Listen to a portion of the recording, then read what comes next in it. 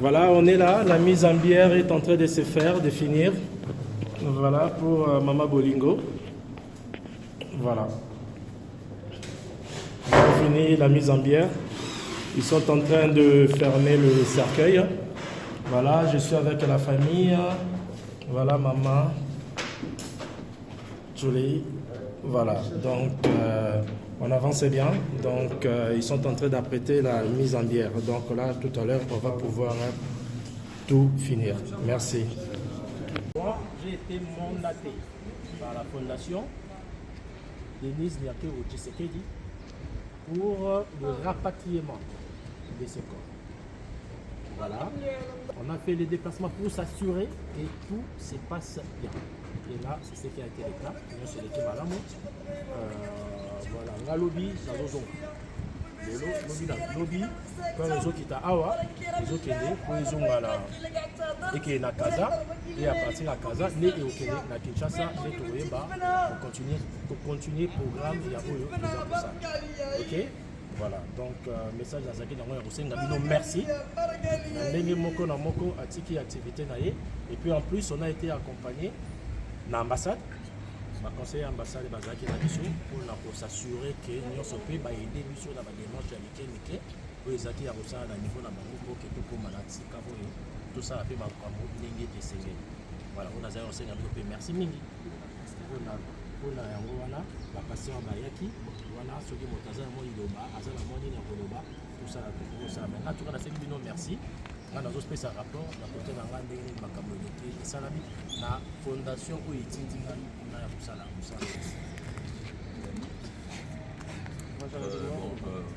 Monsieur René, d'abord au nom de l'ambassade du Congo, l'ambassade diplomatique du Congo, à travers vous, nous voyons la fondation Maman Denise Nyakero qui nous a soutenus, qui nous a accompagnés pour le rapatriement du corps de notre défunt. C'est une maman qui a beaucoup œuvré pour la culture congolaise. Bon, Dieu a fait qu'elle nous quitte en terre étrangère, mais la première dame ne sait pas. Elle s'est donnée pour que la maman soit rapatriée dans de bonnes conditions. Alors au nom de l'ambassade, nous vous disons merci et nous disons merci à la maman. Merci beaucoup. Sinon, je pense qu'il y a le soleil. Non, ça va. Ça va.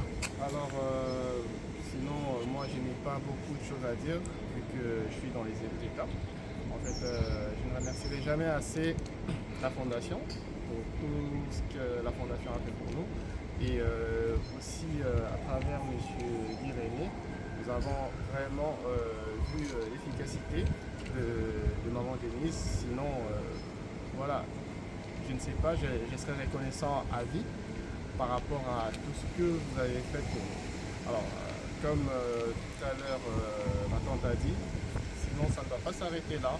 Nous devons faire de la fondation, bien sûr, au nom de Maman Denise, peut aussi assister plus de gens pour que notre communauté soit toujours mise en avant. Il faut vraiment qu'il y ait ce genre d'assistance. Merci beaucoup. Maman, makambo nyonso toyebi yango ndenge elekaki.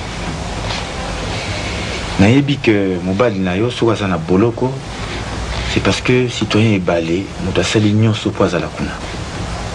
Bon, je sais aussi que boza na pasi mingi na motema na ndenge babotoli bino ndako ya lemba oyo bozwaki na ndenge moko ya mabe na citoyen Inga. Et je sais aussi que c'est le citoyen ebale qui est à la base de ça, ya procès wana. Et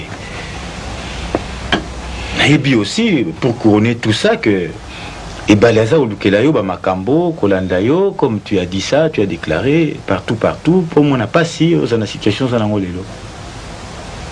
C'est pourquoi yo profitant na fait que ebale azakoya lokola mekayo pour lingaye yo monika mitina monoko ngando au profiter au telier poison. Il y a toute la situation, tout ça dans aussi. Je pense que c'est comme ça. Non, un peu de courage. Loba. Ndenge ni nalinga kia. Banda la zala ko ya ulukanga ka ngana zala mwasi na bon siko ngapi la boya kinanga. Azali na ulinga nga yete. Bon siko ye moto akangisaki susu mobali na ngai na makala tinde na makala so mobali na ngai asalaki makambo nyonso wana ezalaki mpona bonheur na biso ezalaki mpe mabe te ngai mpe namonaki yango mabe te mais ye akamati mobali na ngai akangisi atindi ye na makala nsima nango sikoyo ye moko abandi kolandalanda ngai kaokonga nazala mosi. Alors na bakanda nyonso wana yango wana otieli ye poison.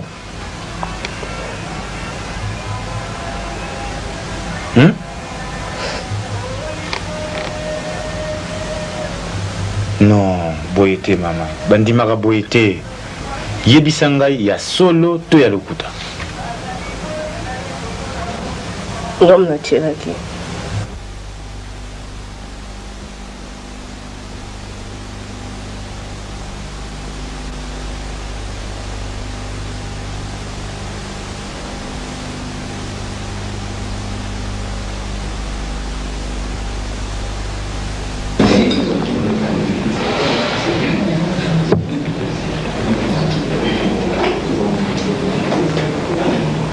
Ça y est.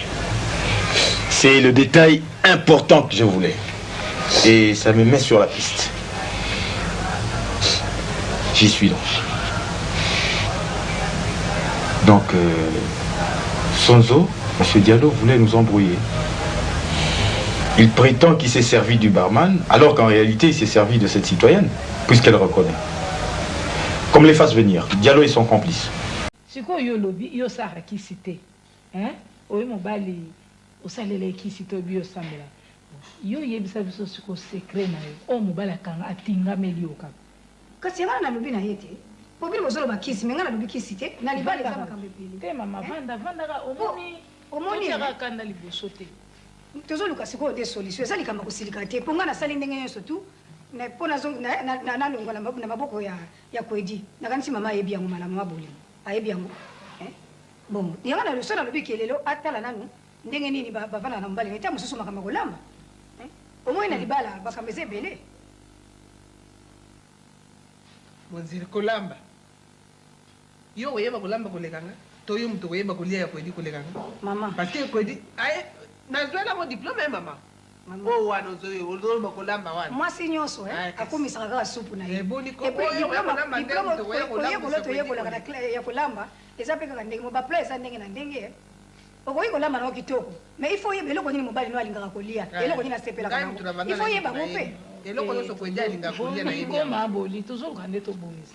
Omoni moninga lobi kota kolamba ye pe loboko ne peza ka moyen ka te. Moi si nyonso ndimaka supu na ye mama. Mais yesu ko pa lobi ke ayebi kolamba ayebi biloko nyonso kwedi alingaka.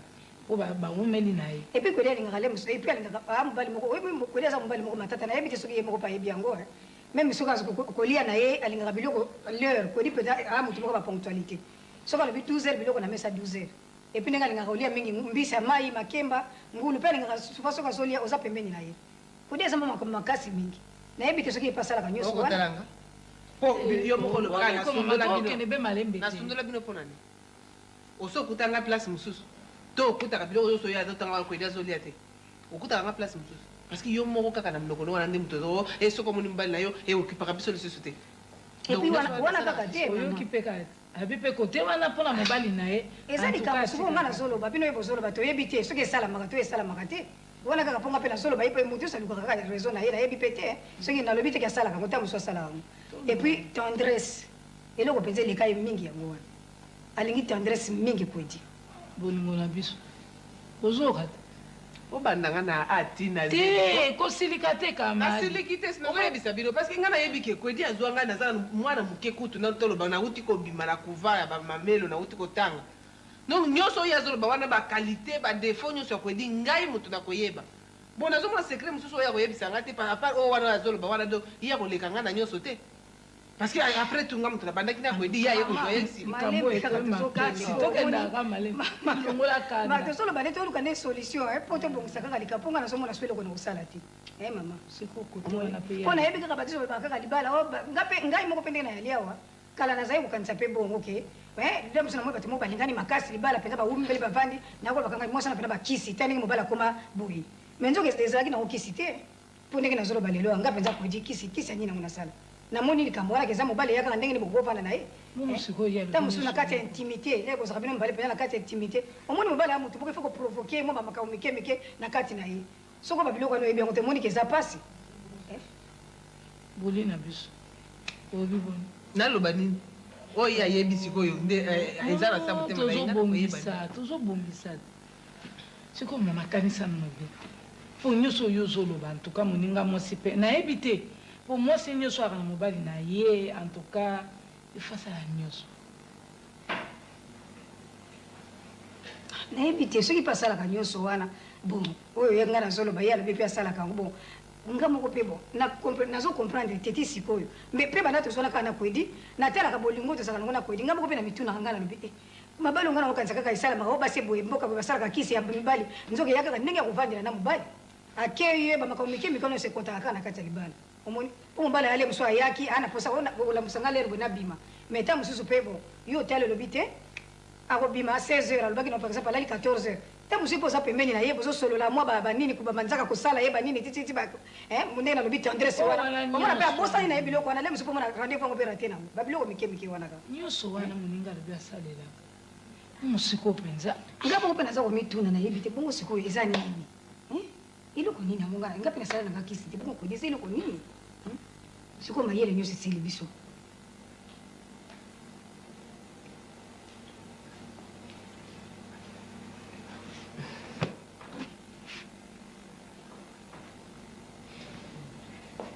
eza nini nazo comprendre ngo te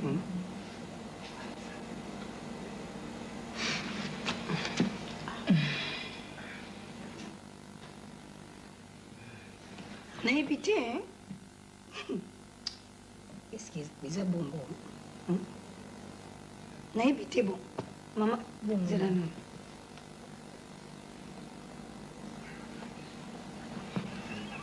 peut-être yango nayebi te ya solo peut-être yango kaka wana mpo nga betelo maboko bonimokomosela na matoi mama eza likambo kosika te tozobongisa makambo zana osona na moke nini yango atana moto osolalika yaka yaka na na biso loba kasi loba na yo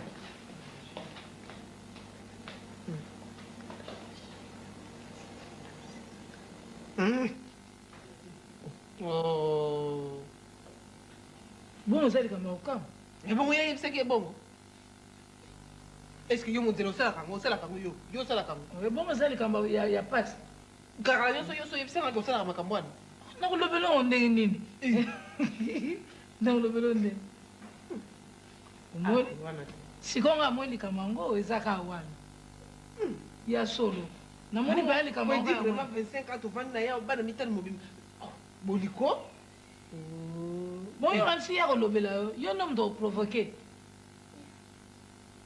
bongo ozokama ozomona likambo ya kokamwa namoni kaka oya kosekisanga na place na kokosela te nga amoni kaka likambo yango yango wana boya yebalinga mpo nayebisaki ngai me ya koyebisa yo te oyebisi nazokamwa mais likambo yango bayebisaka te ndenge nalobaki il faut koprovoke mobali te il faut kosala barecherche ntango kosala mo barecherche mike mike il faut kocreye yo moko mwasi il faut créer esprit ya créativité